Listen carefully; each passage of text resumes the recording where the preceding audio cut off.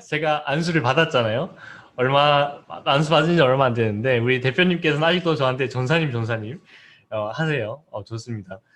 제가 교육 전사 때부터 이호천 대표님을 좀, 짝사랑하듯이 좀 따라다닌 것 같습니다. 네, 너무 좋으신 분이라서, 제가 목동에서 고등부 할 때, 이분 이제 고등부 수련회, 눈이 많이 온 날이었는데요. 파주에서. 고등부 메인 수련회 강사로 모셨고요. 또 제가 성도예수원교회 청년부 부임했을 때 첫 수련회 때 메인 강사로 모신 분도 이호천 대표님이십니다. 그리고 담임 목사님께서도요, 설교하실 때 이호천 대표님에 관한 설교를 하신 적이 있어요. 기억나시나요? 네. 그리고 우리 셰익스피어 하우스 오픈 공연을 했을 때 그 공연의 수익금 전액을 이호천 대표님 계시는 그 센터에 기부를 했습니다.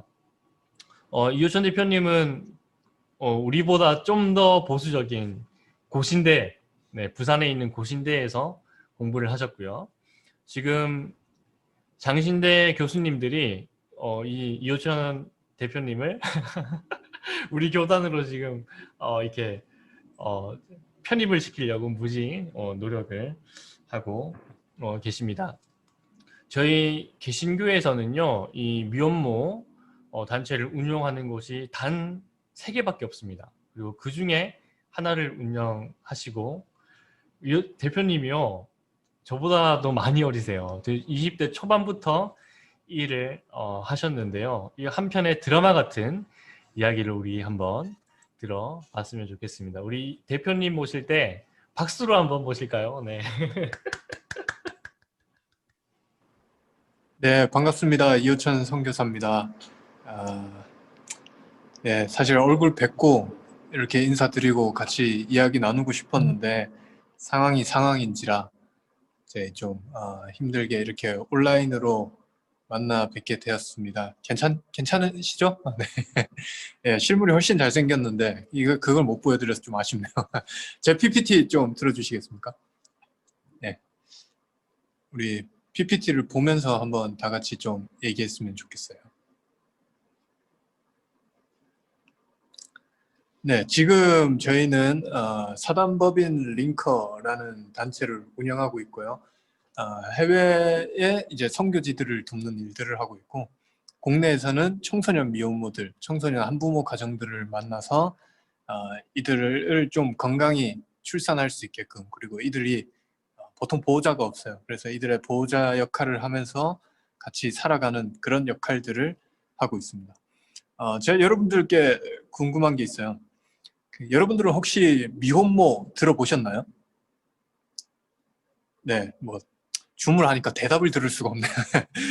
저희가 사람들이 많은 곳에 가서 한번 미혼모에 대해서 물어봤습니다. 당신은 미혼모 하시면 뭐가 생각나시나요? 그랬더니 다음과 같은 답변들이 나왔습니다. 한번 넘겨주세요. 네, 한번 네, 3위가 미혼모는 사회적 약자입니다. 이렇게 대답을 해줬습니다. 뭐 맞는 말인 것 같았어요. 얘네들은 당연히 사회적 약자들이겠지. 2위가 미혼모들은 윤리적으로 문제가 있는 여자들이에요. 이렇게 대답했습니다. 제가 최대한 이쁘게 바꿔본 게 윤리적 문제라는 단어였어요. 그리고 제일 많은 사람들이 너무 뻔한 대답을 해줬습니다. 미혼모는 혼자 아기를 키우는 여자를 다 미혼모라고 해요. 이렇게 대답하더라고요. 이처럼 이 사회가 또 세상이 얼마나 이 한부모 가족에게, 미혼모에게 관심이 없는지를 이 설문조사를 통해서도 우리가 너무 간단하게 알 수 있었던 것 같아요. 저도 별반 다르지 않게 생각했던 것 같습니다. 얘네들은 당연히 사회적 약자들이고, 당연히 윤리적으로 문제가 있는 아이들이고, 그러니까 어릴 때 애를 낳았을 거고, 혼자 애 키우니까 뭐 미혼모겠지 이렇게 생각했던 것 같아요. 근데 제가 이 아이들과 함께 살아가게 되고, 이 아이들 삶 속에 관여하게 되고, 그리고 직접적으로 이 아이들을 만나다 보니까 이 아이들은 사회적 약자이지만 그래도 한 가정을 이루고 있는 가족이었고, 윤리적 문제로 우리가 바라보기보다는 생명윤리의 관점으로 바라봐줘야 되고, 혼자 아기를 키우고 있지만 누구보다 좋은 엄마가 되고 싶어하는 친구들이었습니다. 오늘 이 아이들의 이야기를 좀 많이 나누려고 해요. 좀 더 정확하게 이 아이들을 만나면서 만난 하나님의 이야기를 좀 나누려고 합니다. 제가 이 아이들 얘기를 하려고 아기들 사진도 준비하고 했는데 한번 넘겨주실래요? 네, 귀엽죠? 제가 이 아기들을 만나면서 연구한 게 있어요. 아기들은 두 가지 종류의 아기가 있습니다. 제가 밝혀냈어요. 첫 번째, 태어날 때부터 이쁘게 태어난 아기들. 예, 이런 애들이 있어요. 좀 재수없게 태어났는데 눈도 크고 코도 오똑하고 입도 이쁘고 울어도 이쁘고 웃어도 예쁘고 막 그런 애들이 있어요. 두 번째, 태어났는데 약간 이렇게 태어난 애기들이 있습니다. 좀 얼굴이 뭐였죠? 이거 포동포동하고 살도 찌고 이렇게 좀 토실토실하게 태어난 애기들이 있어요. 이런 애기들은 정말 신기하게도 얼굴이 좀 찌그러지면 찌그러질수록 점점 이뻐지는 애기들, 그런 애들이 있습니다. 팔 포동포동한 거 봐요. 한 번 더 넘겨주세요. 귀엽죠? 네, 이게 지금 뭘 하고 있는 사진이냐면 상추를 먹고 있는 사진입니다. 저희는 과자를 안 먹여요. 과자를 하도 먹였더니 애들이 막 아토피에 걸리고 난리가 나서 어떻게 하면 이걸 좀 줄일 수 있을까 하다가 제가 밥을 먹고 있는데 애기가 와서는 또 삼촌 초콜릿 주세요 그러더라고. 그래서 별 생각 없이 밥 먹고 있다가 옆에 있던 상추를 줬습니다. 상추 주면서 자기가 초콜릿이다 먹으라 했더니 애기가 받아서 먹더라고요. 먹는데 잘 먹어요. 잘 먹길래 그다음부터 울 때마다 먹였어요. 그랬더니 지금 상추를 받고 굉장히 기뻐하고 있는 사진입니다. 코가 없죠? 애기가? 네, 한 번 더 넘겨주세요. 네, 귀엽죠? 이 사진에 놀랍게도 코가 없습니다. 이게 지금 뭘 하고 있는 사진이냐면 돌 사진을 찍고 있는 거예요. 돌 사진. 때로는 돌 사진 하나 찍는 것도 사치가 될 때 많은 친구거든요. 그래서 제가 찍어준 겁니다. 잘 찍었죠? 한 번 더 넘겨주세요. 네, 잘 찍었죠? 네, 이렇게 저희가 돌 사진도 찍어주고 뭐 행사가 있으면 돌 잔치도 열어주고 그렇게 하고 있는 거예요. 한 번 더 넘겨주십시오.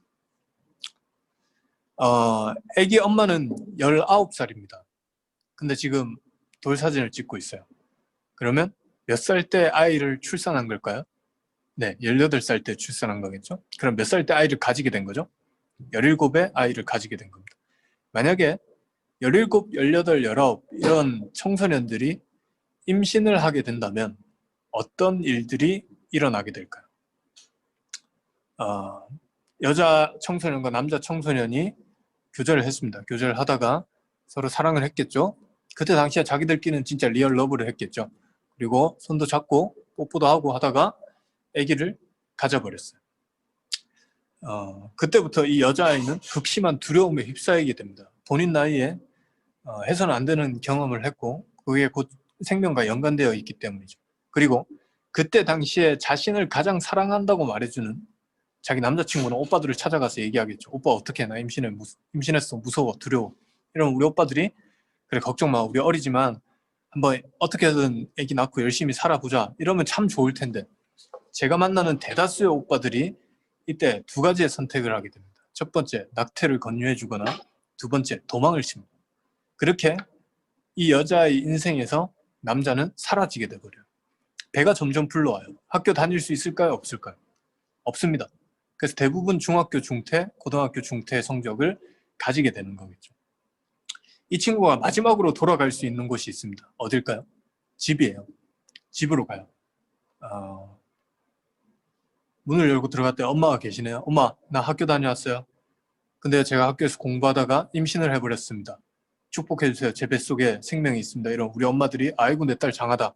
네가 17살에 임신을 했구나. 축복해. 뭐 그렇게 얘기합니까? 아니에요. 대부분 부모와의 관계도 끊어지게 됩니다. 바꿔 말하면 이 여자아이는 임신이라는 이유로 남자는 도망가 버리고 학교도 그만두게 되고 공동체에서 나오게 되고 부모와의 관계도 끊어지게 되는 거죠. 저는 이 이야기를 세상에 철저하게 혼자가 된다라고 얘기하고 있습니다. 그렇게 여자아이는 세상에 혼자 남겨지게 돼요.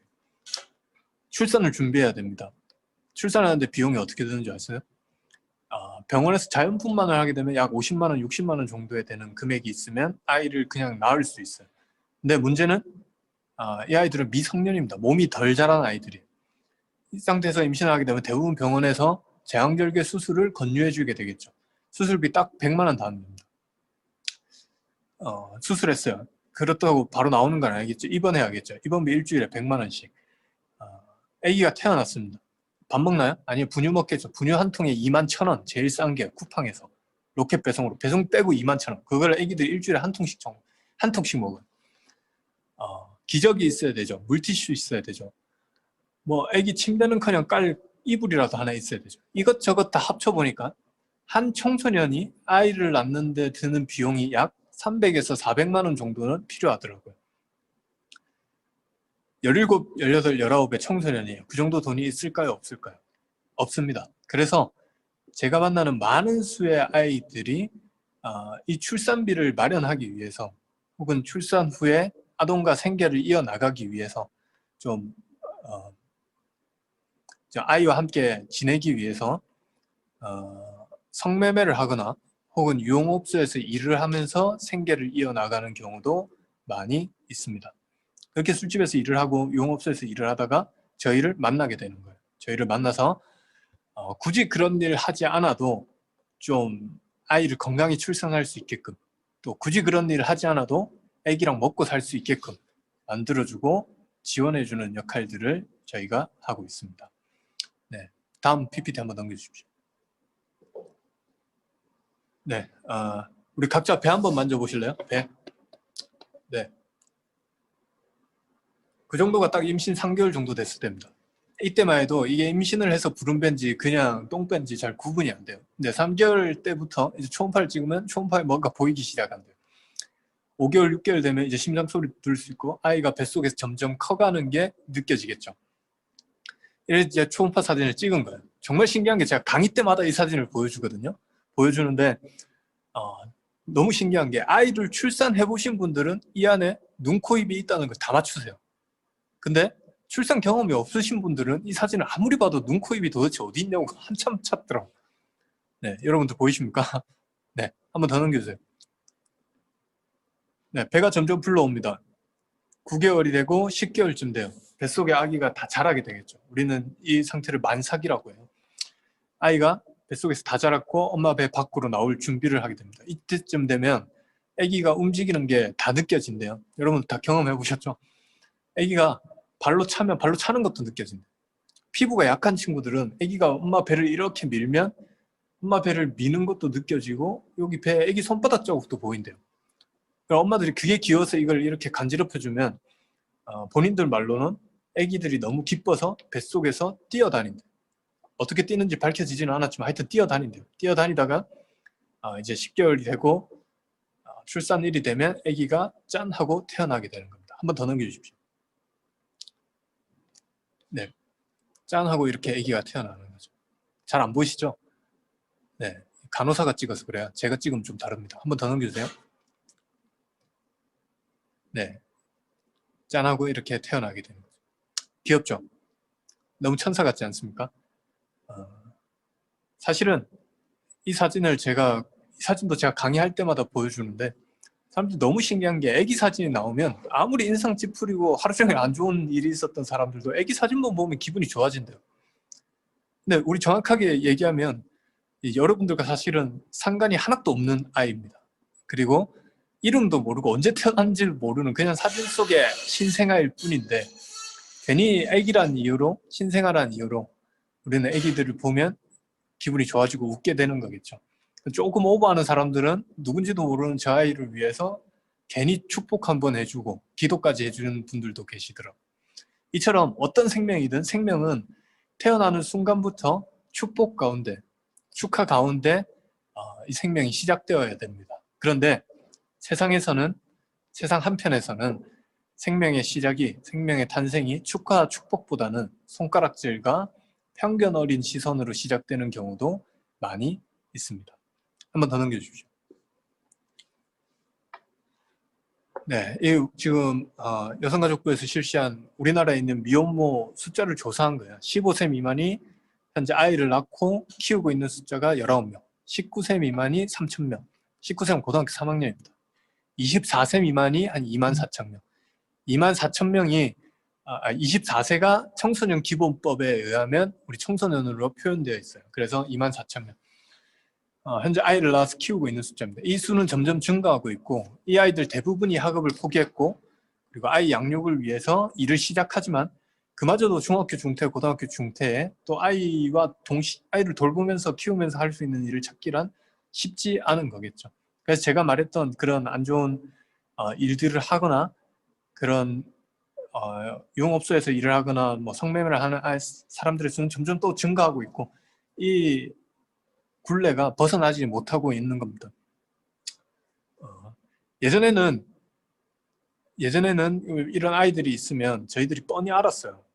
어떤 걸 알았냐면 좀 여자아이 남자아이가 임신을 했으면 우리가 뻔히 아는 게 남자 도망가겠지, 학교 그만두겠지, 부모랑 관계 안 좋아지겠지, 이걸 우리가 뻔히 예측을 할 수 있었는데 요즘엔 또 여기서 한 단계 더 업그레이드 돼서 도저히 예측 불가한 상황들이 또 막 발생하고 있습니다.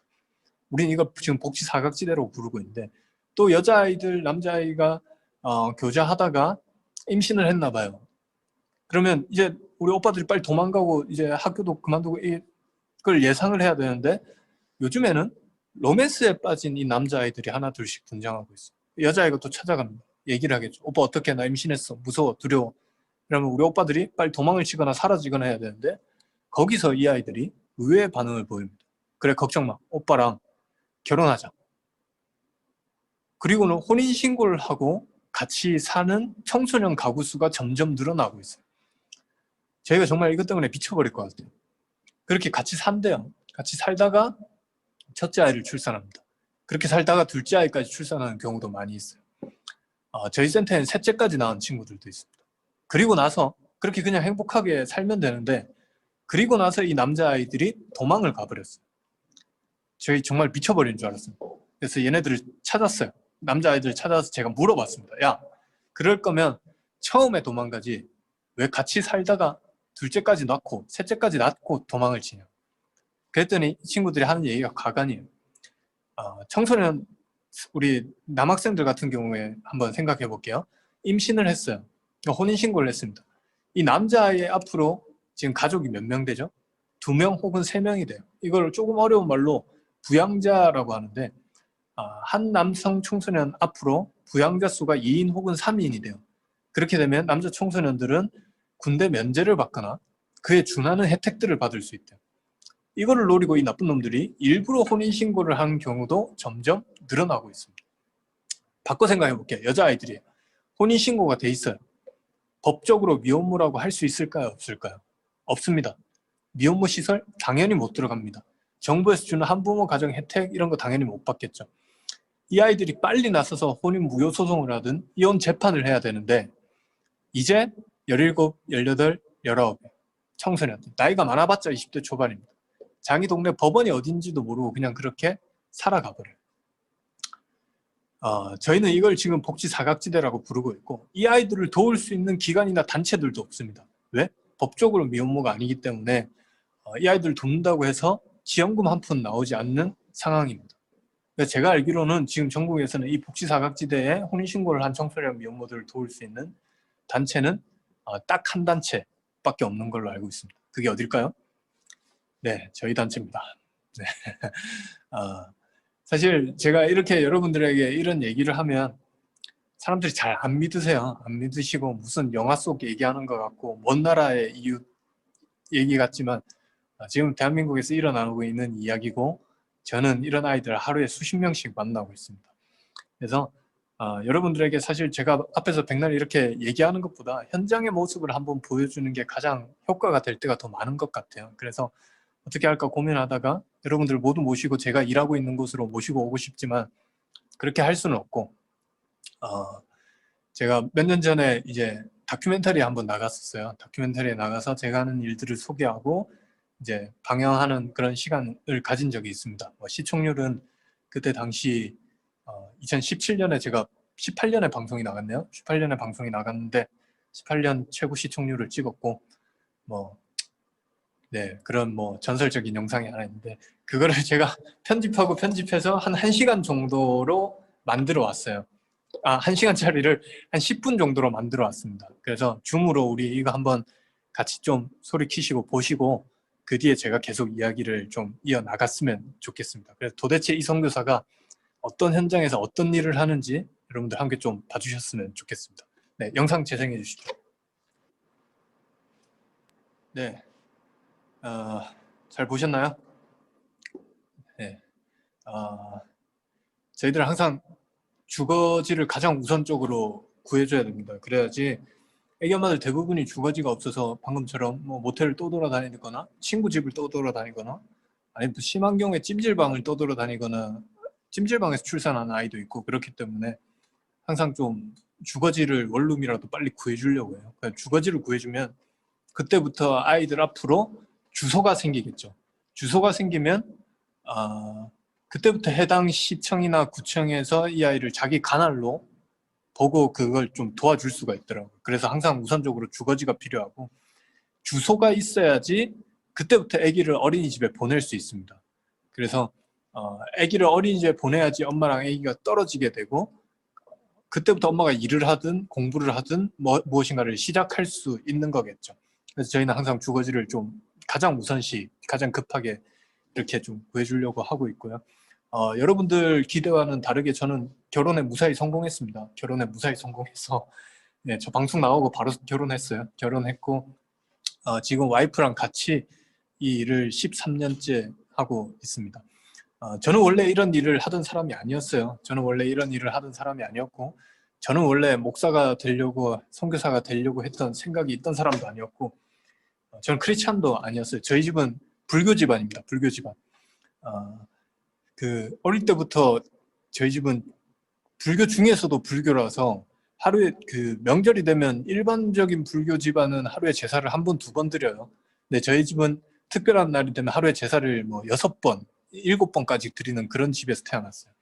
그래서 아버지께서 어릴 때부터 저에게 항상 강요하셨던 게 야, 너 무슨 일이 있어도 공부 못해도 되니까 무슨 일이 있어도 제사 절대 빠뜨리지 마라. 이걸 어릴 때부터 꾸준히 교육받으면서 자랐습니다. 그리고 아버지께서 또 하나 강요하셨던 게 야, 제사 절대 빠뜨리지 말고 너 절대 교회 근처에도 가지 마.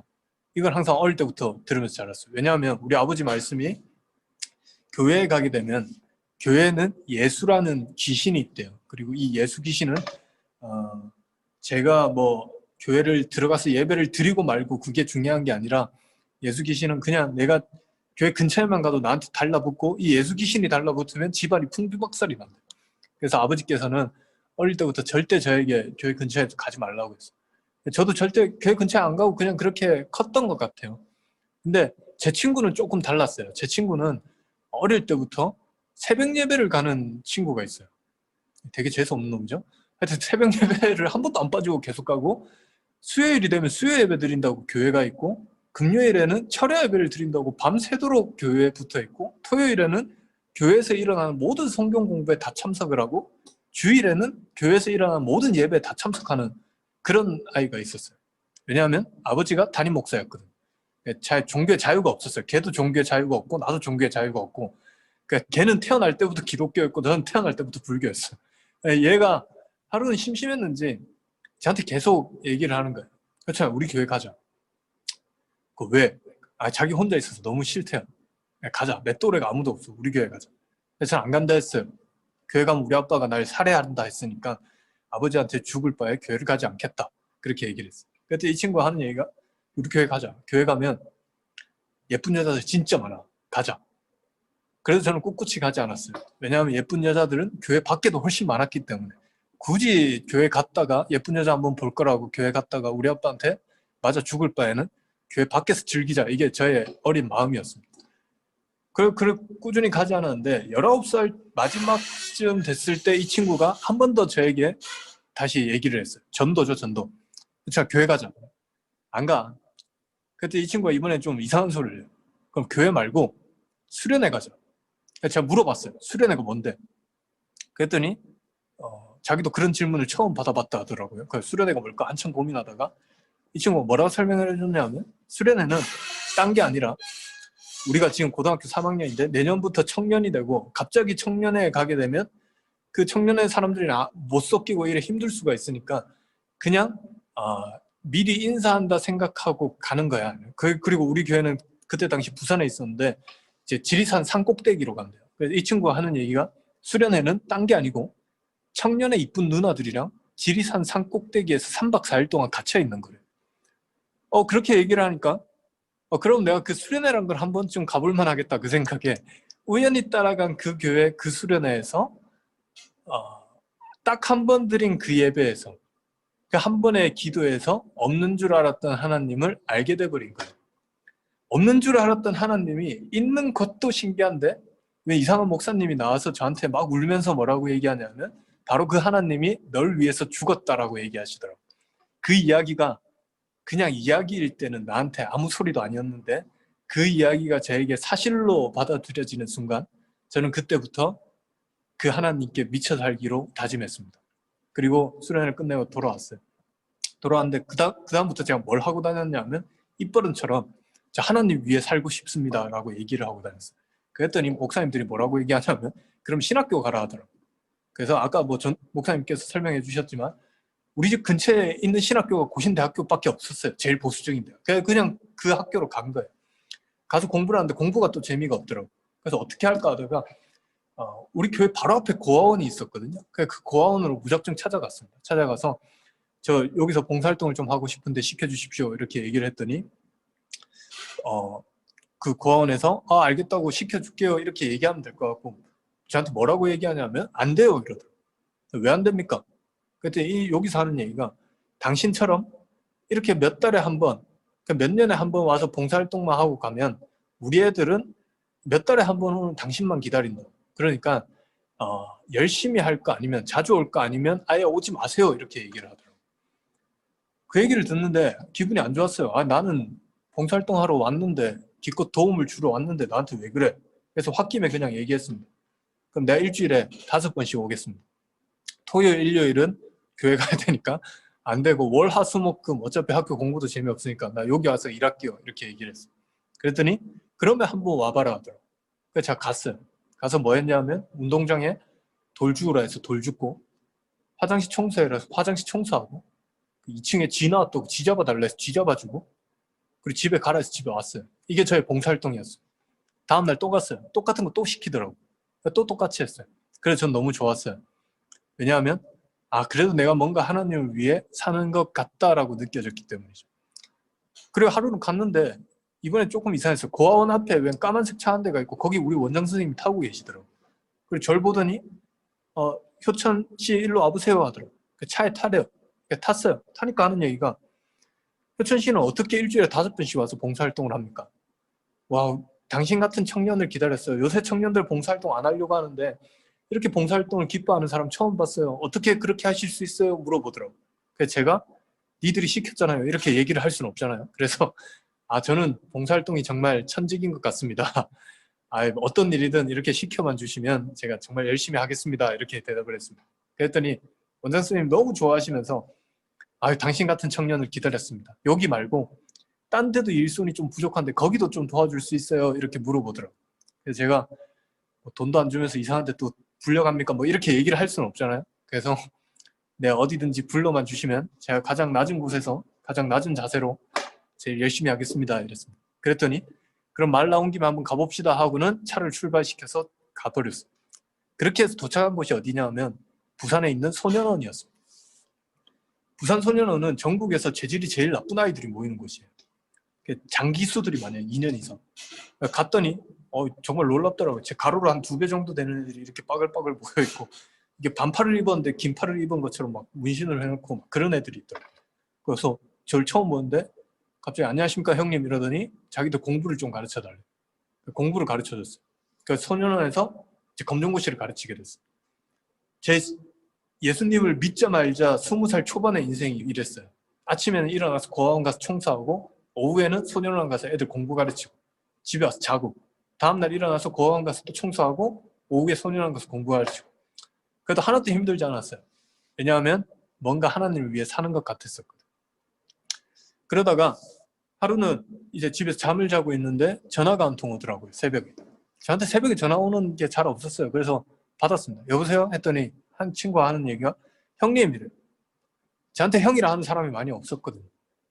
그래서 그래 너 누구니? 이랬더니 그 친구가 하는 얘기가 저 부산 소년원에 있던 누구예요? 그래 무슨 일이야? 저 출소했어요. 근데 그거 알리려고 전화했니 이 새벽에? 그때 이 친구 하는 얘기가 형님 2년 만에 밖에 나오니까 기분이 너무 좋아서 소주를 한 잔 했습니다. 아침부터 술을 먹었는데 술을 먹다가 보니까 기분이 너무 더 좋아져서 또 친구들 불러서 또 한 잔 했어요. 그렇게 먹다가 보니까 저녁이 됐는데 저녁이 되니까 더 기분이 좋아져서 계속 먹게 됐대요. 그러다가 새벽이 왔대요.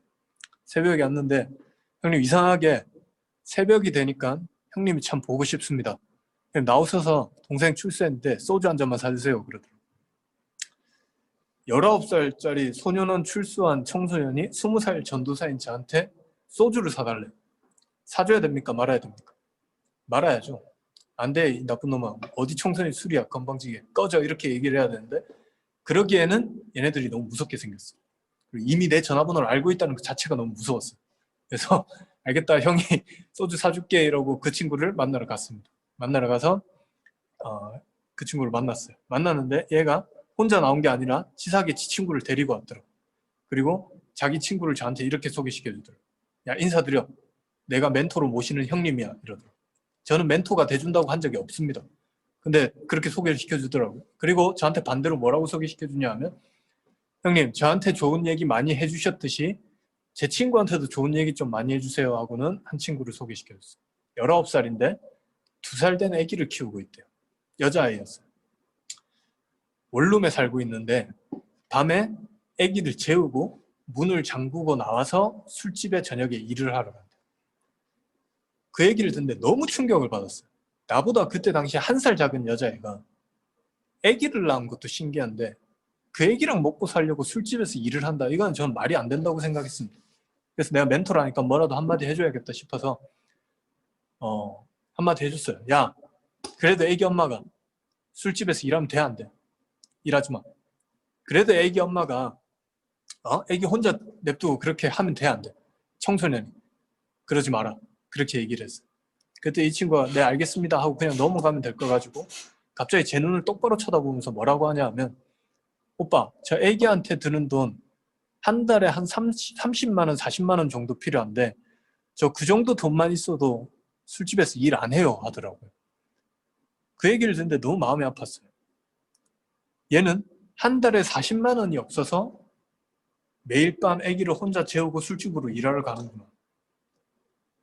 그래서 저도 모르게 그냥 홧김에 얘기했습니다. 그 돈 내가 줄게. 너 술집에서 일하지 마. 이렇게 가끔씩 가오가 정신을 지배할 때가 있거든요. 그냥 이런 말부터 나올 때가 있어요. 그렇게 얘기하니까 이 친구가 그냥 알겠습니다 하고 넘어가면 될 걸 가지고 약속을 해달래요. 약속을 해줬습니다. 약속을 해주니까 이 친구가 알겠다 하고는 술집을 그만둔대요. 그리고 집으로 돌려보냈어요. 돌려보내자마자 극심한 후회가 밀려오더라고요. 저도 그때 가난한 신학생이었어요. 저희 집에서 제가 신학교를 간다 했을 때 우리 아버지가 저에게 학비를 줬을까요? 안 줬을까요? 안 줬어요. 주먹을 줬어요. 네? 밥 달라는데 밥도 안 줬어요. 저도 제가 아르바이트해서 학교 다니기 바쁜데 웬 이상한 짐덩어리가 나타나서 한 달에 20만 원씩 40만 원씩 더 주게 생긴 거예요. 어떻게 할까 고민하다가 신학교로 갔습니다. 왜냐하면 제가 어린 생각, 신학교가 아시죠? 목사님이 되기 위한 학교거든요. 전교생이 다 전도사예요. 복도에서 전도사님 이렇게 부르면 다 쳐다봐요. 다 전도사거든요. 제가 어린 마음에 전도사들은 다 착하니까 우리 교회 전도사님 제가 치킨 사달라 할 때마다 사주고 막 그러더라고요. 그래서 제 또래 전도사님들 다 불렀습니다. 다 집합. 해서 물어봤어요. 이 중에서 대형 교회에서 일하시는 전도사님 있습니까? 하니까 몇 명이 손을 들더라고요. 너네 한 달에 30만 원씩. 중소형 교회에서 일하시는 전도사님 손 들어보세요 하니까 또 몇 명이 손을 들어요. 그래 너네 한 달에 5만 원씩. 개척교회 목사님 자녀 손 드세요 하니까 또 몇 명이 손을 들어요. 너네 한 달에 3만 원씩. 나한테 후원을 좀 하십시오 하고 돈을 받았어요. 뺏은 거 아닙니다. 후원 받은 겁니다. 돈을 받았어요. 돈을 받고 놀라운 하나님의 이걸 돈을 살려보니까 딱 40만 원이 됐더라고요. 놀라운 하나님의 은혜는 뭐냐 하면 내 돈을 하나도 합치지 않았는데 40만 원이 됐다는 거예요. 그래서 이제 그 돈을 들고 멋있는 척은 내가 해야 되니까 그 여자아이를 만났어. 만나고 그 40만 원을 줬어요. 주고 야 오빠는 약속을 지켰다. 그러니까 너도 약속 지켜라. 그랬더니 이 친구가 알겠다 하고 술집 일을 그만두는데 근데 술집 일을 그만두는지 안 두는지 알 수가 없잖아요. 그러니까 매일 저녁마다 전화를 했습니다. 나와요. 그러니까 밥 먹고 커피 먹고 집에 보냈어. 매일 그렇게 했어. 근데 문제가 생겼어요. 얘가 술집에 일하러 갈 때는 아기를 재워두고 자기만 가더니 내가 부르니까 아기까지 같이 나오는 거예요. 밥값이 더블로 들기 시작했어요. 아, 이거 이대로 하면 내가 파산하겠다 생각에 얘 밥 말고 우리 뭐 딴 거 할 수 있는 거 찾아보자. 뭐 할래? 너 중학교 중퇴지? 중학교 중퇴래. 우리 오늘부터 검정고시를 공부하자. 오빠 공부 잘해요. 그러니까 나 잘해. 내가 소년원에서 그 돌덩어리들 가르치는데 너라고 뭘 가르칠까? 그래서 이 아이에게 검정고시를 가르쳤어요. 중학교를 졸업시키고 고등학교를 졸업시켰어요. 이 짧은 단어가 얼마나 위대한 단어인지 여러분들이 잘 모르실 겁니다. 중학교를 졸업시키고 고등학교를 졸업시켰어요. 고졸쯤 되니까 대한민국 평균 학력이 고졸이거든요. 이 친구가 일자리를 구할 수 있겠더라고요. 여기저기 알아봤어요. 어느 직장에서 그 직원을 뽑는데 이 친구가 거기 지원했어요. 합격하더라고요. 인턴을 한대요. 인턴이 뭔지 아세요? 인간을 턴다라는 뜻이래요. 그러니까 맨날 탈탈 털리더라고요. 탈탈 털리더니 어느 날은 저한테 연락이 와서는 오빠 저 이제 월급 받아요. 그래서 물어봤습니다. 얼마 받니? 물어보니까 뭐 꽤 받는다더라고요. 제가 고기 한번 사드릴게요. 나오세요. 제가 그 친구 만나서 고기 얻어먹으러 갔어요. 야 월급 보자 이러니까 괜찮게 받더라고. 저보다 한 10배는 받더라고. 걔가 많이 받는 게 아니라 전도사님들이 작게 받는 거. 그래서 야 이 돈 뭐 할 거야? 그러니까 모르겠대요. 저금해. 자기 돈 가지고 있으면 쓸 것 같아. 그냥 나한테 줘. 그러니까 그 친구가 저한테 또 월급 보내더라고. 참 등쳐먹기 쉽죠? 이 아이들이. 그 월급을 모았어요. 몇 달쯤 모이니까 이 친구가 그래요. 오빠 저 이제 원룸에서 나가고 싶어요. 아기도 점점 크고 여기 더 이상 있기는 힘들 것 같습니다. 그 월급 돈 모인 걸 보니까 투룸쯤은 이사 가도 되겠더라고요. 그래 이사를 갔어요. 또 돈을 모으더라고요. 돈을 모으더니 이 친구가 이번에 하는 얘기가 오빠 저 수학여행도 한 번도 안 가봤는데 아기랑 여행 한 번 가보고 싶어요. 그 어디 갈래? 일본 가보고 싶대. 그 일본 갔다 와. 그랬더니 둘이서 아기랑 엄마랑 둘이서 일본을 갔다 왔어. 나도 못 가본 일본을 자기가 갔다 오더라고. 그 또 돈을 모으더니 이제 돈이 점점 통장에 쌓여가. 제가 관리하니까 이걸 보고 있었어요. 보고 있는데 어떤 생각이 드냐 하면 제 통장 잔고에 돈이 그 친구 통장 잔고에 한 10분의 1쯤 되고 걔가 저보다 돈이 한 10배쯤 많아질 때쯤 이게 지금 누가 누굴 돕고 있는 거지 이런 생각이 들더라고요. 그래서 제가 다 돌려주고 뭐라고 얘기했냐면 야 이게 자립인가 봐. 너 이제 직장도 다니고 그런 일을 하지 않아도 되고 애기랑도 행복하게 지내니까 자립에 성공한 것 같다. 너 이제 행복하게 살아. 그렇게 하고 저는 다시 제가 일하고 있던 고아원이나 소년원으로 돌아가려 했어요. 근데 여기서 문제가 생겼습니다. 이 아이가 돌이켜보니까 자기가 살아왔던 삶이 너무 좋았나 봐요. 근데 이걸 누구에게 얘기하고 싶은데 친구도 없고 가족도 없습니다. 그래서 맘카페에다가 이 얘기를 적기 시작한 거예요. 뭐라고 적었냐면 나는 17살에 임신해서 18살부터 술집에서 일했는데 아무도 나에게 희망이 있다고 얘기해주는 사람이 없었고 아무도 나에게 그렇게 살라고 얘기해주는 사람도 없었는데 그냥 아기도 죽고 나도 죽었으면 좋겠다라는 생각만 가지고 매일같이 살았는데 어느 날 웬 이상한 오빠가 나타나서 이 오빠가 매달 40만 원씩 주더라. 그리고 나 술집 일도 그만두게 해줬고 나한테 공부도 가르쳐줬고 나 직장도 알아봐줘서 나 요새는 그런 일을 하지 않고도 너무 행복하게 살고 있다. 얼마 전에는 애기랑 일본 여행도 갔다 왔다. 난 요즘 너무 행복하다. 이렇게 글을 적은 거야. 그 맘카페에 글을 적으면 거기 밑에 아줌마들이 계속 댓글을 달아줘요. 뭐라고 달았냐면 어머 언니 너무 축하해요. 축복해요. 뭐 보기 좋아요. 막 이렇게 댓글을 달았는. 그러니까 이 아이가 그런 게 처음이었나 봐요. 그러니까 너무 기분이 좋아서 2칸을 적었어. 그래. 난 요즘 너무 행복하다. 근데 내가 굳이 옛날 얘기까지 하면서 이 글을 적는 이유는 딱 한 가지다. 바로 나와 같은 사람들이 나를 보고 힘을 좀 얻었으면 좋겠다.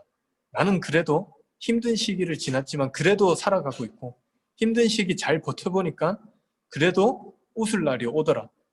이 글을 보고 있는 사람들 중에 나랑 비슷한 환경에 나랑 비슷한 처지의 사람들이 있다면 포기하지 마세요. 끝까지 한번 살아보세요. 언젠가 웃을 날이 올 겁니다. 정말 힘들어서 죽고 싶다면 죽지 마세요. 죽기 전에 이 오빠한테 한번 연락을 해보세요 하고는 제 전화번호를 적어서 글을 써버렸어요. 다음 날부터 온갖 아줌마들이 저에게 연락이 오기 시작했어요. 저는 아기가 1명인데 도와줄 수 있나요? 저는 아기가 2명인데 도와줄 수 있나요? 저희 아기는 장애가 있습니다. 도와줄 수 있나요? 12년 전이에요. 제가 물어봤어요. 그렇게 도와주는 사람이 없어요? 없다더라고. 제가 알아봤어요. 진짜 없더라고요. 12년 전만 해도 미혼모가 한부모 가정 이런 단어 자체가 어색할 때였습니다. 그때 저는 알았습니다. 아, 하나님이 나의 이웃이라고 붙여준 사람들은 바로 이 사람들이구나. 그렇다면 내가 이 나의 이웃들을 위해서 이 일들을 감당해야겠다. 그리고 20살짜리 전도사 하나와 저 때문에 억지로 끌려온 20살 전도사 친구 몇 명이 이 법인을 세우게 됐고 지금 13년째 이 일들을 하고 있습니다. 저희가 13년 동안 만난 아이들을 합쳐보니까 2,600명이에요. 그 중에 아이들의 많은 아이들의 자살을 막았고 집을 구해줬고 술집 일을 그만두게 해주고 아이를 좀 건강하게 출산하게 해주고 그리고 그 아이들이 잘하는 것들을 우리가 항상 함께 봐주고 우리가 하는 일 뭘까 이렇게 이제 정의를 내려봤어요. 정의를 내려보니까 너무 간단한 답이 나오더라고요. 바로 하나의 마을이 되어주는 것. 그래서 이 아이들의 좋은 이웃이 돼서 나쁜 짓 했을 때, 실수했을 때는 잔소리도 한번 해주고 혼내주고 기쁜 일이 있을 때, 아기들 생일이 됐을 때 우리 성탄이라고 하잖아요. 성탄이 왔을 때는 마치 내일처럼 같이 기뻐해주고 축하해주는 것.